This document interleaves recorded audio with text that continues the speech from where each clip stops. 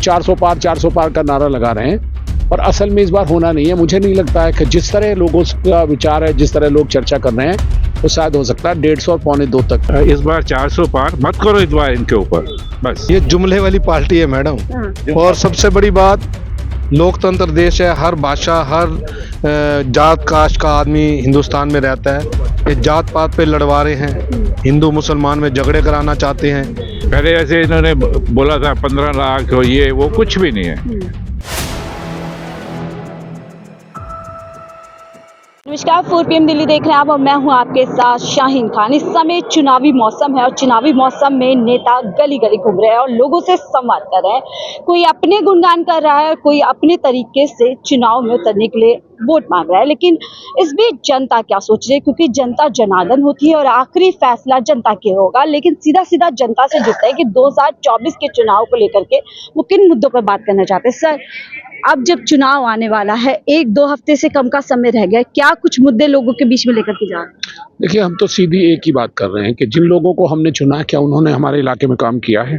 अगर हम पिछले बीजेपी के MP को देखें तो उन्होंने अपने जमाने में 10 साल में कम से कम 40 से 50 करोड़ रुपए का बजट कहीं ना कहीं इस्तेमाल किया है, पर हमारे क्षेत्र में बिल्कुल भी नहीं किया। तो हम जस्ट लोगों को यही बताना चाह रहे हैं, लोगों से पूछ भी रहे हैं कि क्या कभी बीजेपी की MP ने उनके इलाके की सुधि ली है? क्या कभी कोई ऐसा प्रोजेक्ट इस इलाके में, इस क्षेत्र में या पूरी कॉन्स्टिट्यूएंसी में कुछ किया है? तो लोगों का केवल एक ही जवाब होता है कि उनके इलाके में बीजेपी की MP ने कोई काम नहीं किया है। इसका मतलब यह है कि उन्हें ये यहाँ से वोट की उम्मीद केवल बड़े आका के नाम पर है। उनकी अपनी कोई अपनी कोई क्वालिटी नहीं है जिसके बल पे उन्होंने कभी यहाँ वोट मांगे हों या लोगों को वोट के लिए प्रेरित किया हो। तो हमेशा बीजेपी के कैंडिडेट को ये लगता है के साथ कि लोगों की मजबूरी उनको वोट देना है। तो मदन लाल जी, मैं इसी से जुड़ा सवाल, मेरा सवाल यही होने वाला था, क्योंकि जब मैंने सुना आप लोग बात कर रहे हैं अवेलेबिलिटी, अकाउंटेबिलिटी, आंसरेबिलिटी, यानी इन तमाम मुद्दों पर आप वोट मांग रहे हैं, लेकिन दूसरी तरफ जैसे आपने कहा आका के नाम पर वोट मांगे, सीधा सीधा सवाल करते हैं कि काम क्या क्या 10 साल में, उस पर जवाब नहीं है, सीधा कहते हैं मोदी जी के नाम पर वोट दीजिए। यही बात सब लोग भी महसूस करते हैं। मैं बार बार यही पूछता हूँ, चूंकि मैं यहाँ से MLA भी हूँ, हम यहाँ काम भी करते हैं, लोगों के बीच में अवेलेबल भी रहते हैं। मैंने पिछले 10 साल के टेन्योर में, मैं 3 बार का MLA हूँ यहाँ से, हमने एक भी ऐसा कोई काम यहाँ होते नहीं देखा जिसको MP के माध्यम से करवाया गया हो। और तो और काउंसलर ने भी कुछ ऐसा काम नहीं किया जिससे पता चले कि बीजेपी के लोगों के मन में लोगों के प्रति कोई भावना होती है, काम करने की इच्छा होती है, या लोगों के डेवलपमेंट से कोई मतलब होता है। तो हमने अभी लोगों से जो बात की थी और लोगों ने माना भी है कि हाँ, उनके क्षेत्र में MP ने कोई काम नहीं किया है। ऐसे में हमने एक बार रिक्वेस्ट की है, क्योंकि सोमनाथ जी 3 बार के MLA हैं और अपने क्षेत्र में उन्होंने जो काम किया है लोग उसको महसूस करते हैं, उसको अच्छा मानते हैं, और यहाँ के लोग यहाँ के कामों को भी मानते हैं कि आम आदमी पार्टी के द्वारा यहाँ बहुत अच्छे काम किए गए हैं। लोगों की इच्छा भी है कि इस बार बदलाव करेंगे और लोग चाहते भी हैं। बिल्कुल बदलाव करें, लेकिन इस समय जब आपके CM दिल्ली के और आपके आम आदमी पार्टी के करता धरता एक तरीके से कह सकते हैं अरविंद केजरीवाल जी जेल के अंदर है, क्या मुश्किल हो रही है इस समय लोगों के बीच में मैसेज पहुंचाने में? और दूसरा मेरा इसी से जुड़ा हुआ सवाल होगा, भ्रष्टाचार के आरोप में आपके तमाम बड़े बड़े चेहरे इस समय जेल में, उधर इलेक्टोरल बॉन्ड का एक बड़ा भ्रष्टाचार सामने आया, क्या आप लोग उस बातों को, उस चीज को जनता तक रख रहे हैं, उसके बारे में जनता को बता रहे हैं? देखिए, सबसे ज्यादा बड़ी बात तो यह है कि आजकल सोशल मीडिया इतना एक्टिव है कि हर एक आदमी को यह भी पता है कि अरविंद केजरीवाल जी को किस बात के लिए जेल में रखा गया है। और आज सब मानते हैं कि जिस तरीके से संजय सिंह जी को रखा गया था वो बेल हो गई, उसी तरह माननीय केजरीवाल जी को भी जेल में भेजा गया है, वो भी बहुत जल्दी छूट कर बाहर आएंगे। और अगर आप इस तरह देखो, इन दोनों के जो केस हैं उनमें सब में समानता है कि जिन लोगों ने इनका नाम लिया है वो बेसिकली बीजेपी के लिए बड़े डोनर हैं। उनमें सबसे बड़ा नाम है शरत रेड्डी का। शरत रेड्डी इस मामले में गिरफ्तार हुआ, 5 करोड़ रुपए में उन्होंने अपनी बेल कराई और इलेक्टोरल बॉन्ड के रूप में उन्होंने 5 करोड़ रुपया बीजेपी को दिया। उसके बाद अपने आप को बरी करने के लिए उन्होंने 55 करोड़ रुपया इलेक्टोरल बॉन्ड के रूप में बीजेपी को दिया है।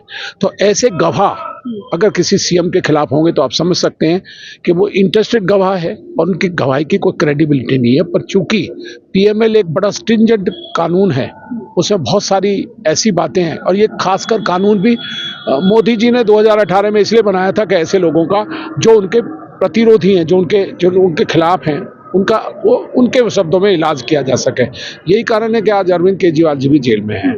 पर जनता उससे भयभीत नहीं है, जनता उससे बहुत ज़्यादा चिंतित नहीं है।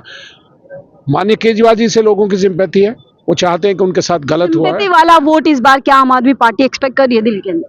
आपने अगर थोड़ी देर पहले देखा हो तो ये लाजपत नगर का एरिया बहुत पॉश कॉलोनी है ये, और यहाँ के लोग भी जिस तरीके से यहाँ ताली बजाकर अपना विश्वास व्यक्त कर रहे थे सोमनाथ भारती जी में, अरविंद केजरीवाल जी में, और उन्होंने सबने हाथ उठाकर अपना भरोसा बताया है कि वो इस बार बीजेपी को वोट नहीं देंगे, बल्कि आम आदमी पार्टी के कैंडिडेट या इंडिया अलायंस के कैंडिडेट सोमनाथ भारती जी को ही जिताएंगे। एक आखिरी सवाल लूंगी और फिर कुछ और लोगों से बात करूंगी।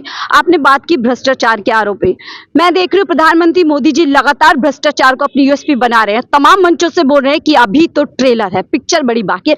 आप लोग इलेक्टोरल बॉन्ड को क्यों नहीं जनता के बीच में ज्यादा से ज्यादा लेकर के जा रहे हैं? देखिए, आज भी हमने इस पे बात की है, इलेक्ट्रल बॉन्ड पे आज भी बात की है, और अगर आज आप देखें तो यहाँ का हर बैठा हुआ व्यक्ति इस बारे में चिंतित था, जानता था, और उनको महसूस भी है कि यही एक कारण है जिसके साथ वो 400 पार का नारा लगा रहे हैं।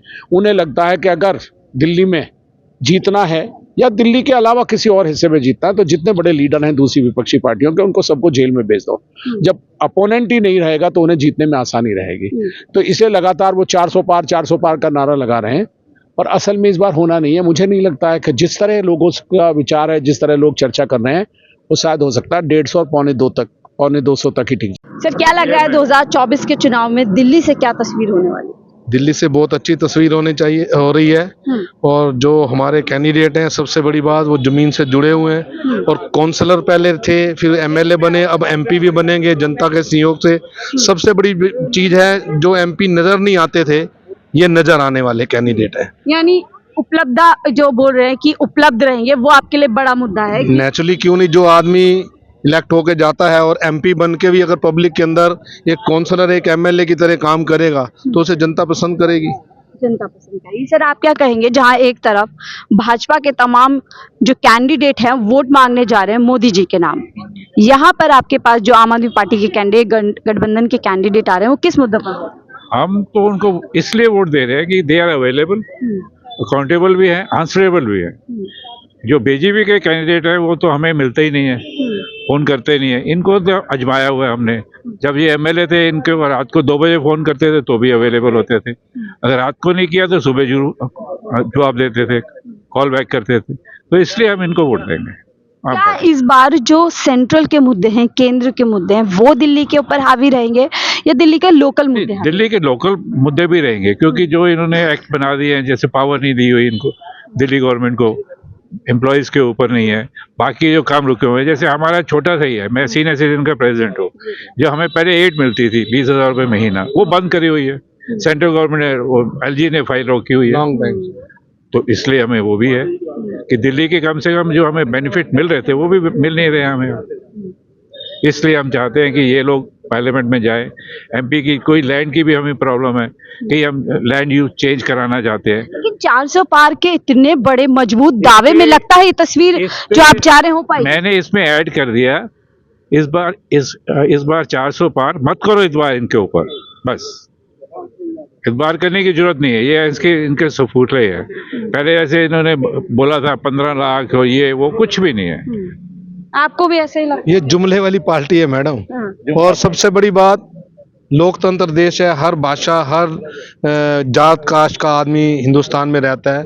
ये जात पात पे लड़वा रहे हैं, हिंदू मुसलमान में झगड़े कराना चाहते हैं।